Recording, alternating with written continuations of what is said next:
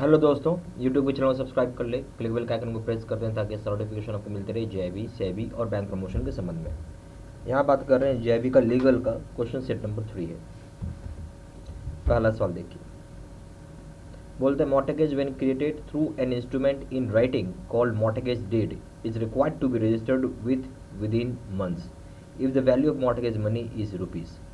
अब ये सवाल क्या बोल रहा है कि मॉर्टगेज जो क्रिएट किया गया है, जो इंस्ट्रूमेंट को लिखित रूप में रिटन में, उसे हम लोग बोलते हैं मॉर्टगेज डीड। और इसे जरूरी है कि आप रजिस्टर्ड करें कितने महीने के भीतर भीतर, अगर वैल्यू मॉर्टगेज का कितने रुपए का होगा। ठीक है, तो इसमें ए ऑप्शन है register of firms for months 100 और मोर। बी ऑप्शन है rupees register of assurances for months 100 और more. C option register of company 34 months 100 और more. D option register of assurances 3 month more than ₹100। तो कितना रुपये लगेगा mortgage का और कितना समय आपको देना होगा, मतलब कितना समय के भीतर, यानी कितना समय के भीतर आपको मॉर्टगेज डेट को रजिस्टर्ड करवा लेना है। ठीक है, कितना समय के भीतर रजिस्टर्ड करवा लेना मॉर्टगेज डेट को और कितना रुपए लगेगा आपको, ये सवाल था। ठीक है, तो इसका आप जवाब बताइए क्या होगा, थोड़ा सा सोचिएगा और फिर बताइएगा।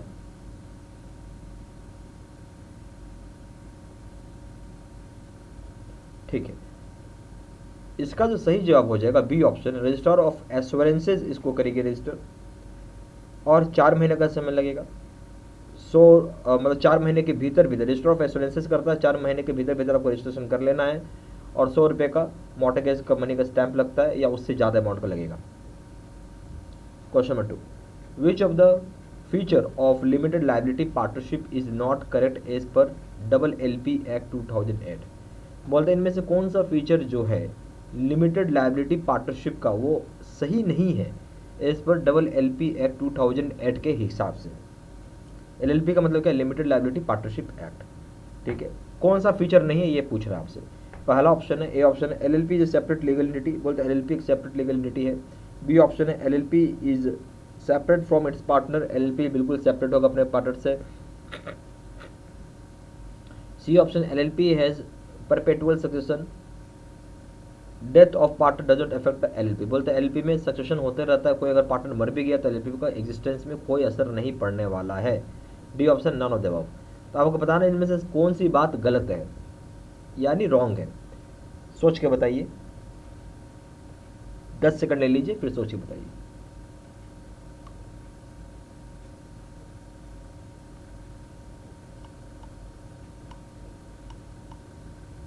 ठीक है, इसका सही जवाब है डी, यानी यहाँ पे जो तीनों बात बताई गई है सबके सब सही है। यानी LLP एक सेपरेट लीगल एंटिटी है, LLP एक सेपरेट होता है अपने पार्टनर से, ये भी बात सही है, और सेपरेट लीगल एंटिटी ये भी बात सही है।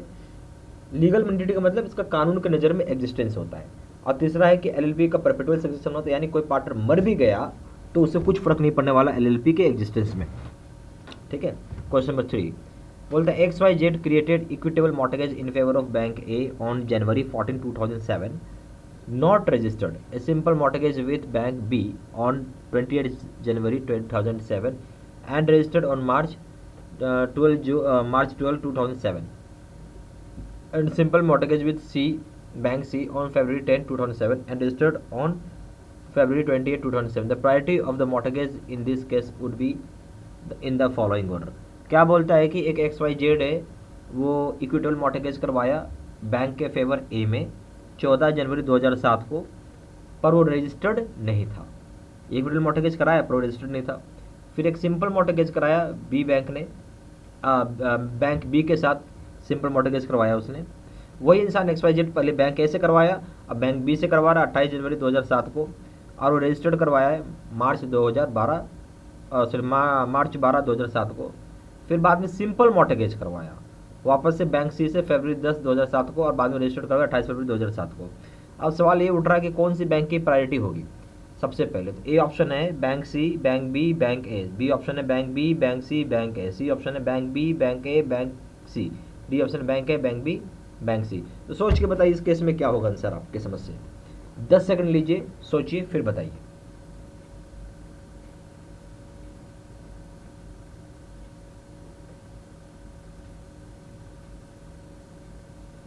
ठीक है, इसका तो सही जवाब हो जाएगा, वो हो जाएगा डी, बैंक ए, बैंक बी, बैंक सी। देखिए एक समझिएगा बात, यहाँ पे ये जो मॉर्टगेज करवा रहा है ये क्या, इक्विटल मॉर्टगेज। इक्विटल मॉर्टगेज तो मॉर्टगेज ही होता है, ठीक है। उसको आप रजिस्टर्ड करवाएं या ना करवाएं उससे कोई मैटर नहीं है, ठीक है। नॉट रजिस्टर्ड का मतलब क्या होता है, रजिस्टर्ड मॉर्टगेज नहीं है। इक्विटल मॉर्टगेज अलग मॉर्टगेज होता है, रजिस्टर्ड मॉर्टगेज बोलो या सिंपल मॉर्टगेज बोलो, दोनों एक ही चीज़ है। तो ये रजिस्टर्ड मॉर्टगेज नहीं है, इक्विटल मॉर्टगेज है। तो मॉर्टगेज अगर हो गया तो जिस डेट को सबसे पहले, जिस डेट को मतलब जो सबसे पहला डेट होगा जिस बैंक ने भी करवा ले, वो मॉर्टगेज का वैल्यू सबसे पहले होगा। तो यहाँ पर इक्विटल मॉर्टगेज सबसे पहले 14 जनवरी को करवाया, इसलिए उसकी वैल्यू पहले है। फिर आ जाएगी बैंक बी का, क्योंकि 28 जनवरी को उसका हुआ है मॉर्टगेज, और फिर 10 फरवरी को हुआ बैंक सी का मॉर्टगेज, बैंक सी ने मॉर्टगेज किया, इसलिए डी ऑप्शन इसका सबसे सही आंसर है। बैंक ए, बैंक बी, बैंक सी के सीक्वेंस में रहेगा। Question number 4, under RTI act 2005 the information can be taken in the form of, बोलता है जो आरटीआई एक्ट है 2005 का, उसके हिसाब से जो इन्फॉर्मेशन लिया जाएगा वो किस फॉर्म में होता है, ये आपको जवाब देना है, सोच के बताएं। और यहाँ पे ऑप्शन दिया हुआ डिस्केट्स ऑफ फ्लॉपीज में ले सकते हैं, बी ऑप्शन टैप्स और वीडियो कैसेट्स में ले सकते हैं, तीसरा सी ऑप्शन प्रिंटआउट्स और in any other electronic form में ले सकते हैं, डी ऑप्शन है ऑल द अबव।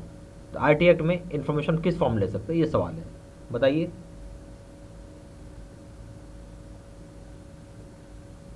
ठीक है, इसका भी सही जवाब हो जाएगा सभी फॉर्म में ले सकते हैं। यानी आरटीआई 2005 ये बोलता है जो भी इन्फॉर्मेशन आप लेना किसी फॉर्म में ले सकते हैं, चाहे डिस्क की फॉर्म हो, फ्लॉपी की फॉर्म हो, टैप्स की फॉर्म में हो, वीडियो कैसेट्स की फॉर्म में हो, प्रिंट आउट की फॉर्म में हो, या किसी भी दूसरे इलेक्ट्रॉनिक फॉर्म में हो, आप सभी फॉर्म में ले सकते हैं। Every form is welcome. और इसलिए यहाँ पर ऑप्शन डी हो जाएगा all the above. Question number 5, in case of hypothecation which of the following is not correct statement, बोलते हैं जो हाइपोथिकेशन का केस होता है उनमें से कौन सा स्टेटमेंट सही नहीं होगा। तो ए ऑप्शन हो जाएगा it is defined as per SARFAESI act, B option हो जाएगा बल्कि सरफासी एक्ट के हिसाब से डिफाइन किया हुआ है एप्लीकेशन को, बी ऑप्शन है the ownership remains with the borrower, C option है द पोजीशन जो ऑनरशिप है बोरोवर के पास रह जाता है, सी ऑप्शन है the position remains with the creditor यानी पोजीशन जो क्रेडिटर के पास रहेगा, D option the creditor has the right to demand position यानी क्रेडिटर के पास अधिकार होता है कि वो डिमांड कर सकता है पोजीशन का। आपके समझ से कौन सा आंसर इसमें होगा, सोच के बताइए। हाइपोथेकेशन का केस है और कौन सा स्टेटमेंट सही ये बताना है। 5 सेकंड लीजिए, सोच के बताइए।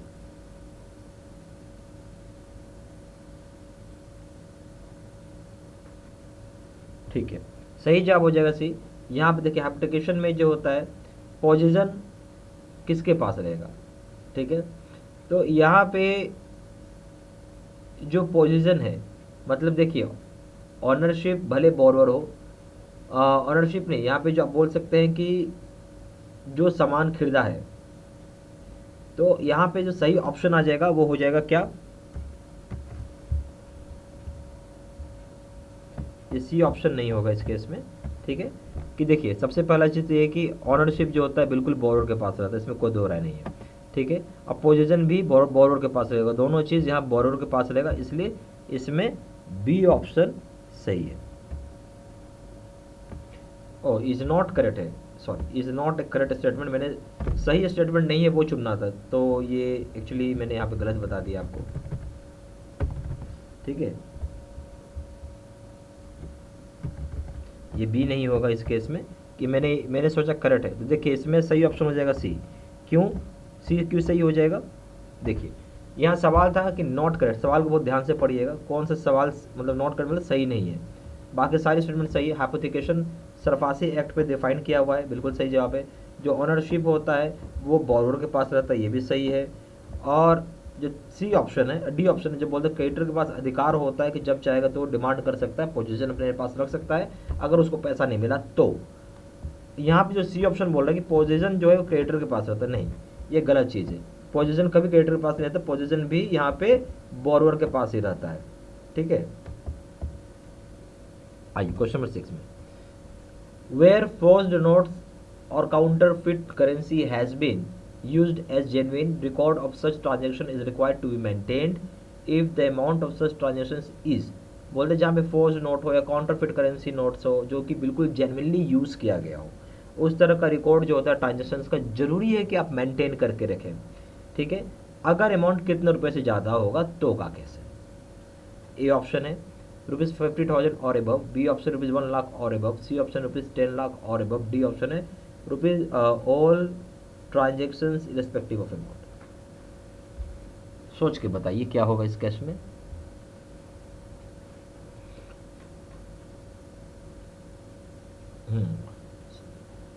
तो इस केस का जो सही जवाब हो जाएगा डी। यहाँ जब भी देखिए एक चीज़ समझिए, जब भी फोर्स्ड नोट यानी जाली नोट है, काउंटरफिट नोट है, जाली नोट होता है और उसको बिल्कुल जेन्युइनली की तरह यूज़ कर रहा लोग, ठीक है। तो इस तरह का ट्रांजेक्शन को हमेशा रिकॉर्ड करना हो, भले वो 1 रुपये का नोट हो, 2 रुपये का नोट हो, 5 का नोट हो, 10 का हो, 100 का हो, 200 का हो, 1000 का हो, 500 का हो, 2000 को, कैसा भी नोट हो। मतलब कहने का मतलब कुल मिला के बात, अगर नोट नकली आ गया, अब तो 1 रुपये की नोट आती नहीं है, 2 रुपये की नोट नहीं आती है, 5 रुपये की नोट आती है, कम से कम 10 रुपये की नोट आती है। तो 10 रुपये की भी नोट अगर है, जाली नोट है, तो वो भी नोट आपको रिकॉर्ड करना पड़ेगा, ठीक है। यहाँ अमाउंट कोई भी नहीं है, यहाँ पे रेस्पेक्टिव ऑफ अमाउंट होता है, इसलिए डी ऑप्शन सही है। Question number 7, which among the following can not be deemed to be contingent credit facility. बोलते हैं इनमें से कौन सा जो फॉलोइंग चीज़ है उसको हम ऐसा नहीं मान सकते कि कंटिजेंट क्रेडिट लाइबिलिटी होगा, क्रेडिट फैसिलिटी होगा। ए ऑप्शन है letter of credit, B option है बैंक गारंटी, सी ऑप्शन है कोक एक्सेप्टेंस, डी ऑप्शन है overdraft which is not availed. क्या होगा आपके समझ से बताइए। ठीक है, जो कंटिजेंट क्रेडिट फैसिलिटी नहीं है वो आपको बताना है इसमें, सोचिए और बताइए। ठीक, तो सही ऑप्शन है D, overdraft is not availed. तो यहाँ क्या बोलता है, कंटिजेंट क्रेडिट फैसिलिटी जो है वो कौन सा ऐसा नहीं माना जाएगा, ठीक है। तो ये जो है ओवरड्राफ्ट अगर आप अवेल नहीं करते तो कंटिजेंट क्रेडिट फैसिलिटी नहीं माना जाएगा, but later of credit, bank guarantee और को एक्सेप्टेंस को कंटिजेंट क्रेडिट फैसिलिटी माना जाता है। वो जैसे ही यूज हो जाएगा वो क्रेडिट में हो जाएगा, क्रेडिट का मतलब है लोन हो जाएगा। Question number 8, in the context of partnership firms which of the following is not true. बोलते जो कंटेक्स्ट ऑफ पार्टनरशिप फर्म्स का उसके संबंध में कौन सी बात सही नहीं है ये आपको बताना होगा। ए ऑप्शन है partnerships are registered with registrar of firms and not the partnership deeds. बोलता है कि जब पार्टनरशिप होता है रजिस्टर्ड होता है रजिस्ट्रार ऑफ फर्म्स के साथ, ना कि पार्टनरशिप डीड्स के साथ। बी ऑप्शन है registration of partnership firms is not compulsory, it is optional. बोलते रजिस्ट्रेशन होता है पार्टनरशिप फर्म का वो जरूरी नहीं है यानी कंपलसरी नहीं है, वो ऑप्शनल है। सी ऑप्शन है registered firms have certain advantage over unregistered firm. बोलते रजिस्टर्ड फर्म का कुछ एडवांटेज होता है अनरजिस्टर्ड फर्म के ऊपर। डी ऑप्शन है non registration of the firm adversely affect the capacity of the partners to carry on the business. बोलते हैं अगर आप नॉन रजिस्ट्रेशन करते हैं फर्म को वो बुरी तरीके से एडवर्स इफेक्ट करता है जो कैपेसिटी होती है पार्टनर की बिजनेस को रन करने के लिए। तो बता रहा है इनमें से कौन सी बात सही नहीं है वो चुनना है आपको, सोचिए और बताइए।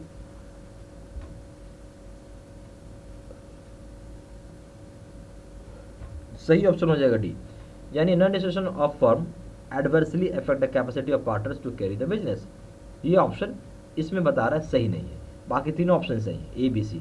ये क्या बोलता है, जो पार्टनरशिप होता है जिसको कि आप रजिस्टर्ड करते हैं रजिस्टर ऑफ फर्म्स के साथ, आपको जो पार्टनरशिप का रजिस्ट्रेशन कराना चाहते हो रजिस्टर ऑफ फर्म्स के साथ रजिस्टर करना पड़ेगा, ना कि पार्टनरशिप डीड को, ना कि पार्टनरशिप डीड को, याद रखिएगा। बी पॉइंट क्या बोला, रजिस्ट्रेशन ऑफ पार्टनरशिप फर्म कंपलसरली नहीं है, ये जरूरी नहीं कि आपको रजिस्ट्रेशन ऑफ पार्टनरशिप फर्म करवाना ही पड़ेगा, कंपलसरली नहीं है। ये सिर्फ महाराष्ट्र और गुजरात में कंपलसरली रजिस्ट्रेशन कराना, बाकी कहीं नहीं है, बाकी सभी जगह ये ऑप्शनल है, ठीक है। तो अगर मैं बोलूँ कि कहाँ कंपलसरली है तो आप यहाँ पे लिख लीजिए महाराष्ट्र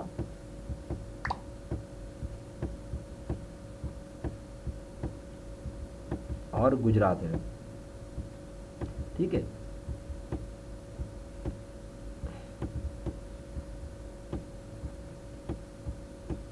ओके ओके, चलिए क्लियर हो गया। अब बोलता है रजिस्टर्ड फर्म के पास कुछ एडवांटेज होती है अनरजिस्टर्ड फर्म के ऊपर, ये भी बात सही है कि केस कर सकते हैं। रजिस्टर्ड फर्म क्या कर सकता है, केस कर सकता है, सूट फाइल कर सकता है, यानी यहाँ पे आप लिख सकते हैं कि इसका क्या एडवांटेज है, सबसे बड़ा एडवांटेज है सूट फाइल कर पाएगा ये, ठीक है, किसी के ऊपर। जबकि अनरजिस्टर्ड फर्म कुछ नहीं कर सकता है क्योंकि रजिस्टर्ड ही नहीं है वो, तो कैसे करेंगे आप, ठीक है। Question number 9, if a person seeks information from a public authority, अगर कोई पर्सन को यह बोलता है अगर कोई पर्सन है जो कि इंफॉर्मेशन ले रहा हो पब्लिक ऑथोरिटी से, बोलता है कोई पर्सन है जिसको कि इंफॉर्मेशन चाहिए पब्लिक ऑथोरिटी का, तो वहाँ पे क्या होगा वो देखिए, समझिए। ए ऑप्शन है he has to give reasons for seeking the information, उसको रीज़न देना होगा कि किस कारण के लिए इन्फॉर्मेशन लेना चाहता है। बी ऑप्शन है he has not to give reasons for seeking the information, उसको कोई कारण मतलब इन्फॉर्मेशन चाहिए इसके लिए कोई कारण बताने की जरूरत नहीं है। सी ऑप्शन है if the reason are given it can help in quick disposal of the request for information, अगर रीजन बताया जाए तो तुरंत काम किया जा सके, उसको जो इन्फॉर्मेशन चाहिए उसका काम फटाफट काम कर दिया जाएगा। डी ऑप्शन है information can not be provided by public authority without the knowledge without knowing the reasons for seeking information, information तब तक नहीं प्रोवाइड किया जा सकता है पब्लिक अथॉरिटी के द्वारा जब तक कि कारण नहीं समझ लिया जाए किस कारण से आपको वो इन्फॉर्मेशन चाहिए। आया बात समझ में? तो ये सारी पॉइंट्स है। अब आपको ये बताना है कि अगर कोई पर्सन इन्फॉर्मेशन लेने आता है पब्लिक अथॉरिटी में तो कौन सी इसमें ऑप्शन सही होगा।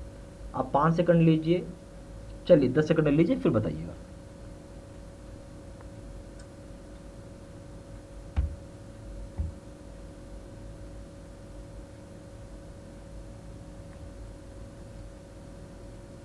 ओके, सही जवाब हो जाएगा इस केस में बी। बी का मतलब है he has not to give reasons for seeking the information, उसको अपना कारण बताने की आवश्यकता नहीं कि किस कारण से वो इन्फॉर्मेशन लेना चाहता है। ठीक है, उसको कोई रीजन देने की जरूरत नहीं किस कारण से उसको इन्फॉर्मेशन चाहिए, ये बताने की आवश्यकता नहीं है। ठीक है, यानी बी ऑप्शन हो जाएगा। Question number 10, under prevention of money laundering act, जो बोलते under prevention money laundering act 2002 which of the following can prescribe the nature of record to be maintained by the bank. बोलते जो prevention of money laundering act है 2002 का, तो वहाँ पे कौन मतलब ये जो है वो उसमें बता कौन सा जो प्रेस्क्राइब किया किस तरह का नेचर ऑफ रिकॉर्ड्स को बैंक मेंटेन करती है, ये सवाल है आपका। कौन सा है? Prevention of money laundering act 2002 में बताया गया कि कौन सा जो नेचर ऑफ रिकॉर्ड्स को बैंक मेंटेन करती है, ये सवाल है, आपको इसका सही जवाब देना होगा। बताएं। A option RBI and state government, B option है central government and state government, E option है, सी ऑप्शन है SEBI and RBI, D option है सेबी एंड स्टेट गवर्नमेंट। आपके समझ से क्या होगा इसमें? 10 सेकंड ले लीजिए, बताइए।